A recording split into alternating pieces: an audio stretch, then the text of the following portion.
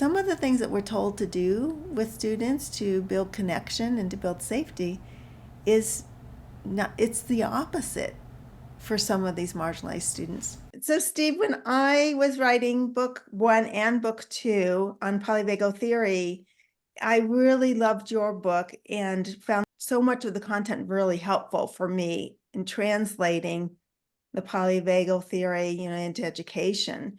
And one of the things that really grabbed me in the book was this whole concept of danger maps. And I thought we could talk about that a little bit today because that's going to be really new to educators. The educators that are in my community haven't heard that concept before. And I was just curious how you came up with it. I know you and Kathy both wrote the book together. So I want to make sure I give Kathy credit too for her portion of the book. How do you see danger maps? And I was really wondering, as I'm trying to bring that into a classroom, how does that look like for a teacher with a classroom of 30, 25 or 30 students? How do you see that helping or supporting this whole path to resilience or nurturing resilience, as you say? Well, it's a really good question. I think, in my history, I was an educator once in special education. And I'm always surprised when teachers, they overdo, when they go to that overdue place. And when I'm thinking about danger maps and I'm thinking about a classroom, specifically a classroom, I think about from the moment the door opens and we walk in, and it's our first day of school, especially, it doesn't really matter what age you are. If you walk into a classroom and all the boards are full of things that the teacher has just pinned up on all these boards and they're stapled up and they have ribbons and they say, welcome, welcome, and they're all so friendly. Those are great for the majority of the kids, but there's always going to be some marginalized children coming into that classroom. And sometimes overwhelming experience because immediately I'm not good enough.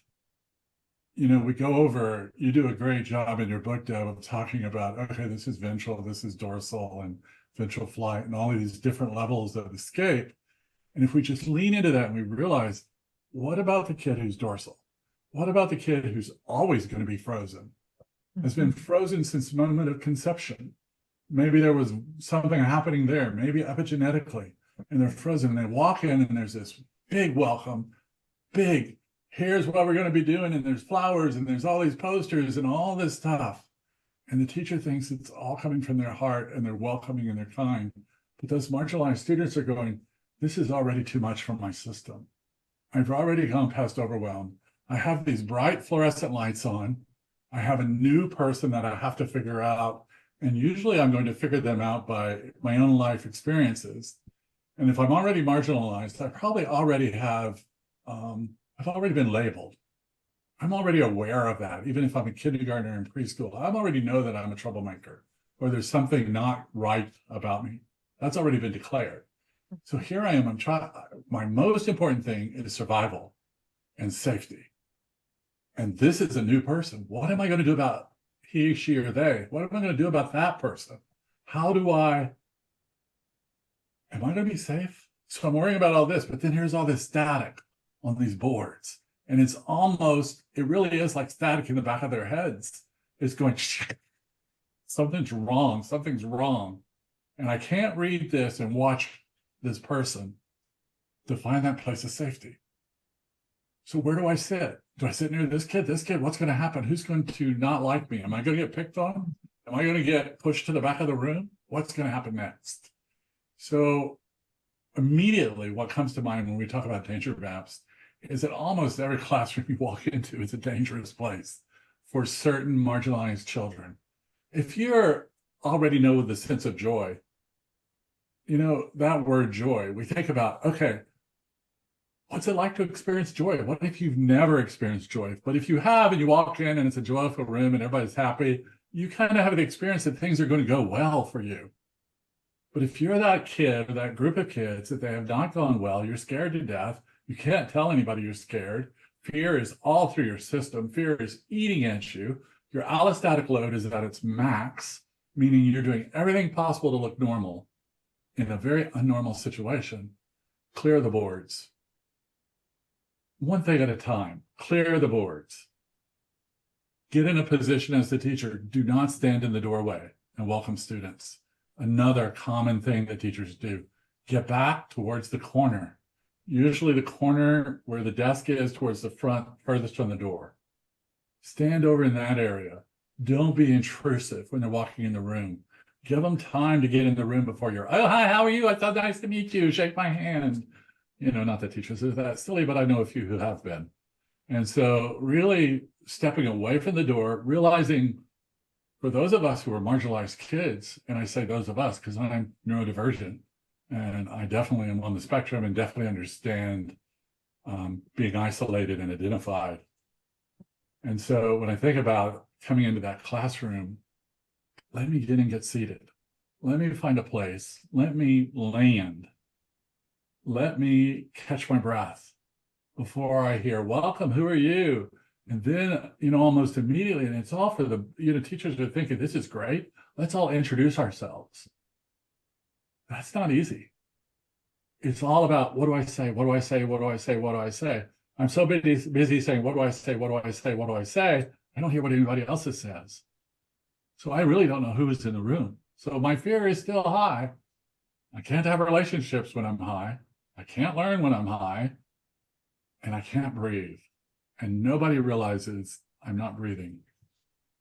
I'm really struggling here, and I'm in this room. So I think that when I think about danger maps, those are two of the biggies. The other biggie is a safety concern that all schools have now. They're all isolated and protected. You can't get in and out of one, thank God, because of places like Uvalde. But then I look at that and I think, how scary is that for someone? That you have to almost go through detectors at some of the schools here where I live. They have metal detectors to see if you're carrying a gun. And then you're kind of shuttled off into a cafeteria or a bigger space. You have to sit and wait. So you're in a big room with a lot of people and you're waiting. So that anticipation before you ever get to the classroom has already activated you. You know, there's nobody. And then they start making announcements. Oh, you go here to get your lunch. You go here to do this. You're here. It's so overwhelming because they do it so quickly. Because they have a mission. And the mission is, we're going to teach you from a lesson plan, and you're going to learn X, Y, and Z. And we're going to, this is what has to happen. So we have to push through to get back into what we learned last year, wherever we're going. And I think that when I look at that, I kind of go, too much, too fast. Too much, too fast. Can't we slow it down a bit? And, you know, that concept of the classroom, what would happen if a teacher said, after the first week, maybe I'm going to put one thing up, and maybe I'm going to have a kid help me, maybe not, but I'm going to put one thing up on that board.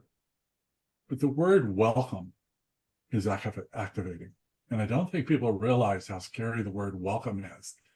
Because when I welcome a student, that means I have to be present. What if I can't be present? How long will it be before you throw me out? How long will it be before I'm going to see the principal or the school counselor? And if teachers could calm their systems, really be able to sit, you know, I like the simple thing. Take a deep breath through your nose, hold it, take some more air through your nose and hold it, and then a big sigh. If they could regulate their nervous systems, because they're also nervous. They're getting 25 to 30 new kids.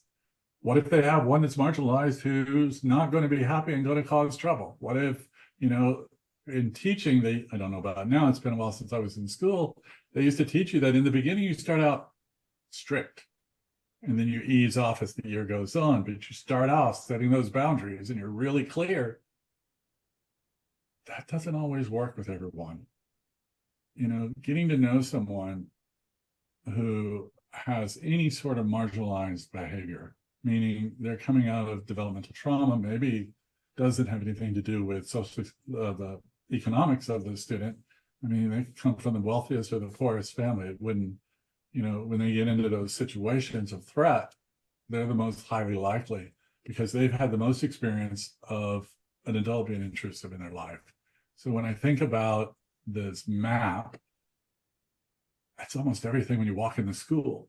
It's not, some schools they have you walk on one side of the hall, then the other, then you have to get lockers and whatever, and you can't have a bag. They have to be able to see through the backpack, or so, which means I can't hide a candy bar. I can't hide something in my backpack that it might help me. So there's all sorts of safety when I think about safety in the classroom. And yeah, that's kind of my thinking on classrooms. Just really tone it down. Tone it down. Don't overwhelm with too much sensory. Don't have a music playing. Don't have too much to see. Definitely don't have a candle burning. Don't wear perfume or cologne. As the teacher, definitely never wear perfume or cologne into a classroom. Never wear deodorant that has an odor. Go as unscented as possible, because you're always going to have someone's sensory coming in. The sound, no music, nothing loud. Don't be blasting. Be more conservative in your language. Use less words. Realize that anything more than 5 words in a sentence is overwhelming.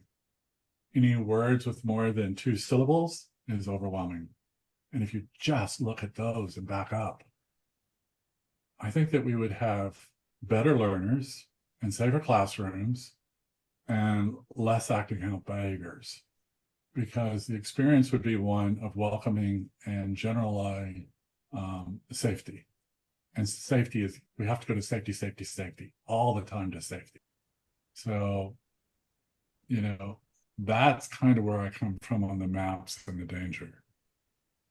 Yeah, that's so interesting. I had in chapter 2, one of the activities was to do an environmental safety walk. And I, as a staff, to walk through the school, to walk even when there's first even no students, and then to really look at trying to put themselves in the student's place. There's so many cues of danger just that we don't even think about.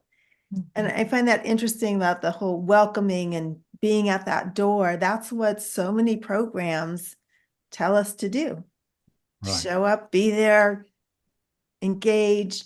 As I was listening, there's like so many good, helpful hints of what we can do. You use the term marginalized students. Can you define what that means? Well, marginalized means that they're not mainstream learners. They're not that kid who looks for success, is mostly successful, and mostly moving through school almost like they're just floating through. They're the ones who are getting their homework done. They're the ones who are showing up on time. They're the ones who are really moving through the system relatively without any big trauma or events happening around them. And it's pretty safe. They're getting fed nourishing meals, most of the time. The parents are actively participating in their life. They have a lot going for them in that direction. Sometimes they even dress better. They look different. You can walk in a classroom and almost point them out without ever knowing. You can almost. They kind of have a look to them, and it's a good look. It's not a negative look at all. And then we look at marginalized, and we think about negative emotions and negative self-talk. We look at negative home life where the parents are activated. Parents are doing the best they can. So as soon as a teacher calls, we're assuming that this parent is on the same level as the teacher, but they're not. They're in that vertical relationship. The teacher's way up here, the parent's down here. They're not horizontal. They're not like this. That's that kid that's going through without any trouble. They're horizontal. This one's like this because our relationships are based on our life experience.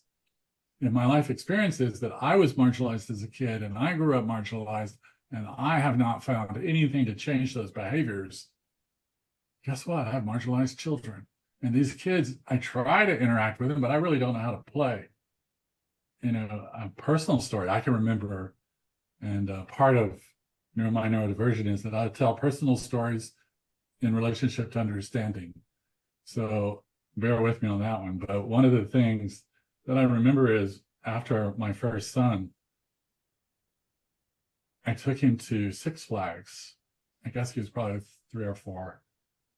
I didn't know what to do.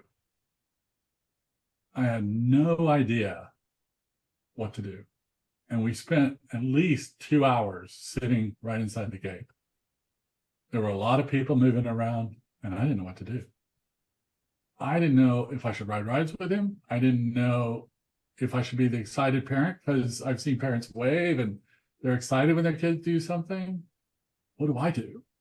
That's the marginalized reaction. That's just an example of one thing. And so these parents are activated. They can't hear, they're threatened. They've already been threatened, probably by a teacher before this one. They've already been threatened, maybe by law or, some other reason. Whatever's happening, we have a large amount of families right now that are threatened, and those kids are in school. So when the teacher calls, the teacher really needs to be sure it's worth a call. Because obviously these parents aren't showing up. They're not showing up to pick their child up out front. He's sure they could go out front, pick someone up, or meet with a parent. But a phone call is so threatening. So if they sent a message home with a child that said, "Dear mom and dad, I'm going to be calling on Tuesday. I just wanted to ask and learn a little bit more about your child and to share a little bit about my experience. And I'll be calling you on Tuesday at 3:00. They would get much better response, because that parent would say, "Oh, they're just calling. It's not because somebody did something wrong." Because as soon as the principal calls me, I immediately think, "Oh my gosh, I did something wrong before my child did something wrong." So the parent's going to have that feeling first. So negotiating that. And marginalized children, they don't always get fed. Thank God, knock on wood, praise whoever. Praise God, praise everybody. That in Texas, some of our schools are feeding kids through the summer for free because they're not eating any other meal. I know teachers who prepare meals and send them home with the kids on Fridays, so they have food over the weekend. I think, how can people be living in a school district where my child might be going to school in my neighborhood where they're not getting fed? But it's happening, marginalized. We have a lot of female children, young girls that nobody recognizes as neurodivergent. Nobody picks up that they're on the spectrum. They just think they're quiet, good girls. They're marginalized moving through that same system. So marginalization is basically anyone who's not in the middle. And if I was looking at the window of tolerance, and I went back to polyvagal theory, and I thought about the window of tolerance, it's anyone who's not living in the window of tolerance is marginalized as a student. And there's a whole lot of kids who never have experienced the window of tolerance, have no resilience, except to survive, which means whatever you say, I have to stay safe. So what's going to come up? One of the things that fascinates me is that fight is the way out of freeze. Flight, fight. They go backwards. Fight, flight, freeze, freeze, flight, fight. And if a student starts to fight in a classroom with a teacher, they're shut down. Of course, because other students can't witness it. It's too much. But they're trying to get out of the freeze. They're trying to get to a place where they can learn. They're trying to get in a place of relationship with that fight. But what do? We suspend you. We tell you, you can't go to recess. My God, why would a teacher ever take recess away? It just blows my mind. Hey. Take it away all the time. Yeah. So we need fight. These kids have to fight to get out of it. But a teacher has to be willing to have a fight and understand that I've been saying agreement for years and years and years. Just agree. Every time there's a discussion, there's an allowance, and then there's a resistance. And if you're living in fight and flight, that resistance comes up to protect you. So when I come out of it and I allow, and the teacher is in a place of allowing, it means if the student says, "I hate your guts, you're the meanest teacher I've ever had, and I hope you blow up today." I mean, that's a pretty explosive thing, but it's not unheard of, believe me. And the teacher said, "Yeah, all that's true." And didn't argue, and didn't say, "Go to the principal, or you're staying after school. This is your punishment, or you're going to be suspended." Nobody's listening. Nobody's listening to that child who's so threatened that they're finally fighting their way out of it. I think that's one of the important parts, is teachers understanding if they're fighting me, they're moving towards healthy. And if I let them fight with me, maybe I'll be the most important person in their life 20 years from now when they look back and they say, Miss Johnson in the third grade didn't resist me. She actually welcomed me. She actually was kind and gentle, and she heard me when I was angry and didn't blow up back at me. All of those experiences, then we don't realize, and one teacher can change the trajectory of a child's life from that moment forward. They can affect every day of their life by bringing an experience that that child may have never ever experienced before, which is an experience of, I accept you just like you are. Well, it's interesting because we talk about, again, I work with horses now and veterans. And it's very interesting. When he was an older man and he talked about, he said, these horses that blow, he said, they don't blow in that moment. They've blown earlier that morning. They just hit it all day. It was being forced out of the trailer, not their choice, but overuse of, right? Overuse of power, overuse of force. And again, it's not that the horse doesn't need to get out the trailer. We just have to be mindful of how that happens. And then a bunch of pictures were taken of the horse and there was flashes everywhere, right? And so the activation level of that horse began so far back from that moment. And I think that in that moment, and I can equate that to teachers, is that when you see that reaction, try not to take it personally. And I think that the danger map, and when I talk about activation levels or the activation load, it's that in that moment, it might be overwhelming for the teacher's nervous system. But if we can see it through the lens that Stephen is talking about, I think it'll help us take it a lot less personally. And then you can go into that space of, I understand. And that, of course, you're right. And it's because it's that looking at that moment and saying, I'm going to offer safety through my nervous system being present and not overload myself or the student with a bunch of words, with a bunch of redirections, and just giving the space for that moment, I think is Yeah. powerful. And I think, Leanna, you're right on target, right on target. That horse blew when he was forced. That child blew when they were forced to get on the bus or they were forced to get out of bed. One of the number one complaints I get in my practice is Billy John or Billy Bob or Willie, whoever, will not get out of bed and go to school. They're usually middle schoolers by then, and they've given up. So yeah, that's the blow. And then I get to school, and halfway through the day, I'm peeling the paint off the wall. And everybody's wondering, well, nothing happened at this moment. Why is this kid blowing up? It is just like the horses. We carry it all day, and then boom, we explode. What do you say about the teachers that are complaining that everything is about the students? And there's a whole on the internet, there is a whole a culture now building against everything we're talking about today. They had it. They like, I want you to sit down. I want you. There's like, they're saying there's no boundaries. You send them to the office and they get a cookie and they come back. And I'm watching all these videos and the teachers have kind of had it. And they've said, this stuff doesn't work. This whole approach is just creating students who are focused on themselves and they don't have any respect for us and they're just telling us off. And I mean, that is what's happening. So there's like two worlds going on. What we know about developmental trauma and what a child needs who's gone through this. And then the reality of, if I let one student yell at me, they're all going to yell at me. And where are my boundaries? And what's going to set me off in terms of respect? I'm seeing this, I'm watching this unfold on the internet. And I'm watching all the YouTube videos of teachers quitting and why they're quitting, and that all are saying the same things. They're just, there's no more respect. They just do whatever they want. We can't give them grades. We can't do this, we can't do that.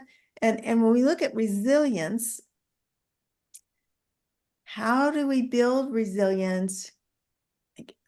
I know it's a tough question. Like, how do we do what you're saying we need to do?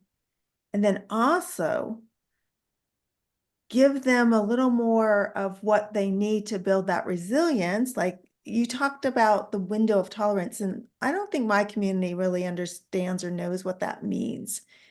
I think it would be important to talk two things: allostatic load that you mentioned, because they won't know what that is either, and the window of tolerance, and how that relates even to the teacher's window of tolerance. They have a window, right? Of Right. what they're comfortable with. I know that's a lot. I just gave you a lot, but Well, I burst out laughing because you said about students who should be the most important in the room. You know, you go back in developmental trauma from the age of birth until 4, 5, probably 4 for sure, we're narcissists. Everything in the world is about us. So when I think about window of tolerance, we think about autonomic nervous system. And in the autonomic nervous system, we refer to a sympathetic response. And the sympathetic response is great if I'm waking up in the morning. I need a little activation.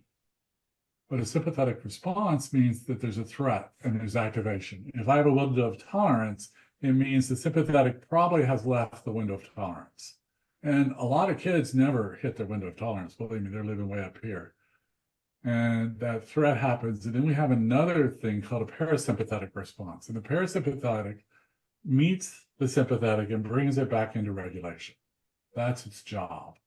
In a perfect scenario, sympathetic goes out, and within a few moments, we're back to normal. But in a world where it's overused, overactivated, and wore out, parasympathetic can't find it anymore. But when it does find it in there, the allostatic load is pretty much not there because we don't need anything to support the parasympathetic. But in overuse, the parasympathetic is sitting there going, I can't find the sympathetic, I need help. Help is the allostatic load. Help could be oppositional defiant. It could be talking out in class, telling long stories. It could be drinking, drugs. It could be a whole list. All those reasons that kid's driving you nuts, list them. All of those are the kid's allostatic load. It's how much that parasympathetic needs to find the sympathetic. So they're like crutches coming down, and they're like, here, let's join together and we can find it, and we can quiet enough. So all of these negative emotions, negative behaviors, negative actions, they're all the accommodations to the parasympathetic. They're all to the allostatic load. The allostatic load is the number of behaviors, or whatever we want to call it, to bring in homeostasis. And realize that homeostasis has a set point, just like allostatic load. They share a set point. That set point is based on that child or that adult's experiences in life. It isn't like magically everybody has this one place. We don't. If I grew up with a lot of adversity, and I grew up with a lot of different issues right off the bat, health-wise, some of them parental abuse, not all of them, medical abuse, medical issues, premature, we go adoptions, we go on of all the reasons. I've already started out with a higher allostatic load because I'm already compensating. All of those issues are there. So a teacher or a school comes in and they say, Debra, you talk too much. You've got to be quiet. And that's one of your accommodations for your allostatic load. What's next? Am I going to wet my pants in class to get out of the room? Am I going to scream louder at the teacher? I have to bring in another one. Because until there's regulation in that classroom, that allostatic load's full. It's high. And to imagine that we can change it overnight, not going to happen. No matter how many times I suspend you, how many times I send you to the office. So thank God they're getting cookies. Wherever they're getting cookies, let me know. I'll send those principals congratulation letters. Yes, kids are different. but not at all. Mm. Because the basic need of survival always outweighs all the other needs in the classroom. So when I'm looking at that window of tolerance in a teacher, if a teacher's not able to take it without reaction, the teacher's going to be able to say, you know, I need to catch my breath. You're saying a lot of important stuff to me, and I'm not able to hear you because I'm activated. And start using activated language. I'm activated. The idea of a perfect classroom, who wants one? I don't want a room full of perfect kids, you know? And the idea that there's going to be neurodiversity in the classroom, boys and girls and others, thank God. Mm-hmm. Gives me an opportunity to grow in my own life. I think this conversation here leads also to Dr. Ed Tronick's work, which is, right, 75% of relationship is rupture and repair. Yes. Right. And so that speaks to the concept of it doesn't have to be perfect. In fact, who wants it? Because that would not allow the space for resiliency to come in and grow and deepen. And then it reminds me too, Stephen, of Dr. Winnicott's The Theory of a Good Enough Mother, Oh, right? yeah. Like that theory of good enough, or Deb Dana's 1 foot in ventral. Yes. Yes. And the good enough we know is only about 50%. It doesn't even have to be 70%. When Winnicott did his research, it's now dropped to 50%. Oh, A has teacher, it? See, I didn't know. It's good yeah, news for us. yeah, a teacher can do 50% if Yeah. they have any sort of regulation. So maybe the teacher needs to learn how to walk barefooted on wet grass in the morning and experience Yeah. nature. Take care. Go Take care of their nervous system. Exactly. Exactly. Yeah. Because, and if we model taking care of our nervous system and we actually say out loud, I am activated right now. This is not about what you're saying. It's about me. This is me activated. And I need to figure out a way to calm down. Maybe we're all going to go outside early. Maybe we're going to go walk down the hall together. Maybe I'm going to call for another teacher to step in. Maybe something. But I'm activated because of the experiences of my life, and activation is based on 97% of life experience. 97%. I'm listening to you and I've so many thoughts, and I have feet in both worlds. Like I've been where I worked at alternative schools and worked with those marginalized students. And I know it was that connection that made a difference in finding things we all had in common. And I used a driver's ed textbook back in the day where you could use a driver's ed textbook. And because they were ninth graders and they couldn't read, they were reading at first, second, third grade levels. And I knew I had to grab them as soon as they walked through the door. And I can tell that story in the first book, was that I said, do you want to be able to pass this test to get your driver's license? And they were like, yeah. And I said, well, you need to come to school every day and we'll work on this together. And I think finding something that was really important to them, that mattered, that they really wanted to do, was the key. And then building those relationships. And also I have to, as a teacher, I had to work on their myths. I had to look at their, all the way through school. They're now in ninth grade. So I had so much behavior associated with all the experiences they've had up to now. So I did need to work on just, I think when I'm listening to you, I did kind of back off with them. My desk was in the back of the room. Like I think about the things I did. I didn't meet them at the door. They came in and I could feel all the energy and all the restlessness. Like, here we go again. I mean, their thought was, oh, here's another adult who's going to try to teach me to read, and none have so far. So why is this one going to be any different? And so but it was a smaller group. I think I had 12. So it's a little bit smaller group. I think that helps too. I think when a teacher has a larger group, we get overwhelmed by it. And when I was teaching at the typical high school biology, I had 7 periods of kids, of 40 kids in my room coming in and out all day long. And how many of those were marginalized? And how many of those was I not able to reach? It's a tough, I just want to acknowledge it's tough, right? This isn't easy what you're asking us to do.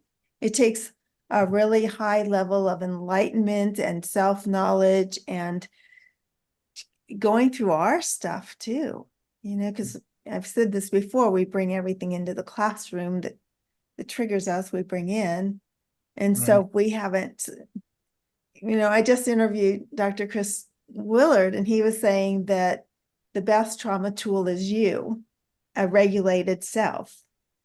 And so when Leanna and we were looking at book 1, the Polyvagal Path to Joyful Learning, we wanted it to focus on the teacher and the support staff, that they figured out where they are in their nervous system and what they need to do to be able to stay in a regulated state when all of this is coming at them.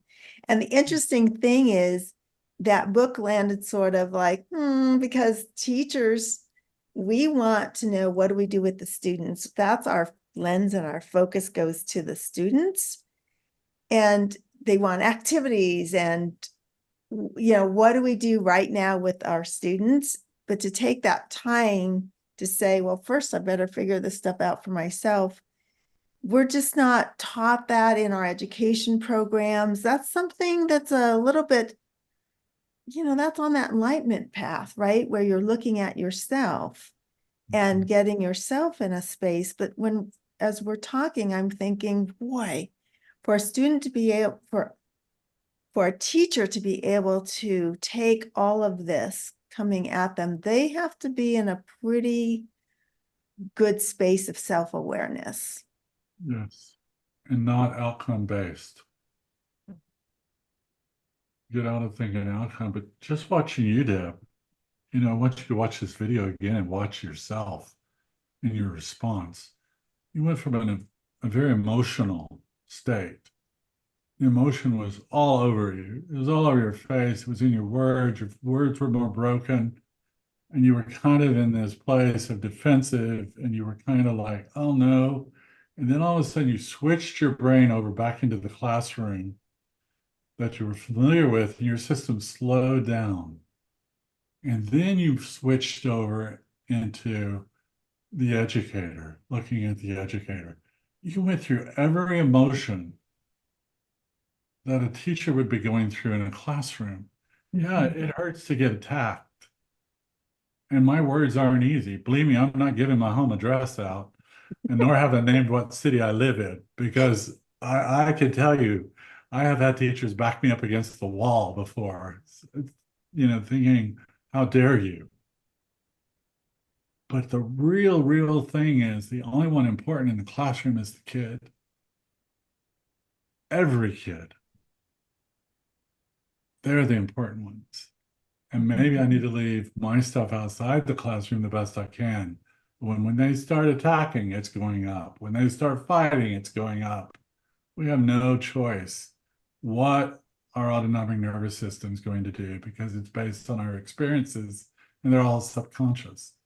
But watching you go through from hurt to less hurt to authority, and then as an authority, your whole system went. And it's so visual to watch. And I think that's what we expect teachers to do. Move to that place. Move through it. Say it, move through it. And know that there is a way out on the other side. That most of the time, kids aren't going to hit you. Most of the time, you're not going to you can go home at the end of the day. Most of the time. I mean, there's the rares, but yeah. So Wow. I'm just thankful for the conversation. Me too. And I'm just going to put this as a little caveat real quick. This is why I think, Stephen, at some point I'd love to have conversations with you. Working with the horse, like the very first thing that the mentors in this industry said, they said, you need to go in there, you need to understand that they are prey and you are a predator. That's number one. Yes. You will not use their words. You cannot overpower them. You better learn to use your breath and your presence. And the way you shape your body will directly affect how the horse shapes their body. And you might want them to do this drill or this exercise, but the way in which You initiate movement affects the quality of movements that they produce. And that sense of embodied writing, the footage I've caught this is a side conversation, but over the past year, really kind of helps put us in a mindset. And so I think this conversation is so important in terms of understanding the neurobiology of what's happening in the student's nervous system, and for the teachers to go to themselves, like, what's on my danger map? Did I want to get out of bed this morning? How did I push myself? Were those thoughts good thoughts, or were they thoughts of, I have to get up? I had, like going through your own danger map as a teacher, right? And you look at your phone, and then all of a sudden I've got emails from the district. Boom, boom, boom, boom, boom, right? And so again, just a general conversation of, I think it was harder for me to understand those concepts until the last couple of years of working with a horse and understanding I can't overpower this horse. I can't reason with this horse. I have to learn to use my body and my nervous system as a way of connection. And if the horse blows, it's not the horse, it's me. Yes. That's the important part. If the That's horse, the important part of it's this is what you just said. If the student blows, it's me. It's not them. I got too big. And the beautiful part about that is, if it's me, then I can now bridge them back into connection, because that's the rupture and repair. That's Ed Tronick. That's that's Winnicott. That's the transforming touch philosophy. The good Yeah. news is, if it's me, I can bring back, I can hold that space of connection. Teachers, parents, you're responsible for everything that's happened. There is nothing the child is responsible for. You have brought that on. So initiate, I'm sorry. I can hear you're upset, and I'm really sorry I did something. I'm sorry. It's a whole different world when we can say, I'm sorry. Thank you. It was so nice to meet you. Bye now. Thank you so Okay. much. Bye. Bye. Thank you.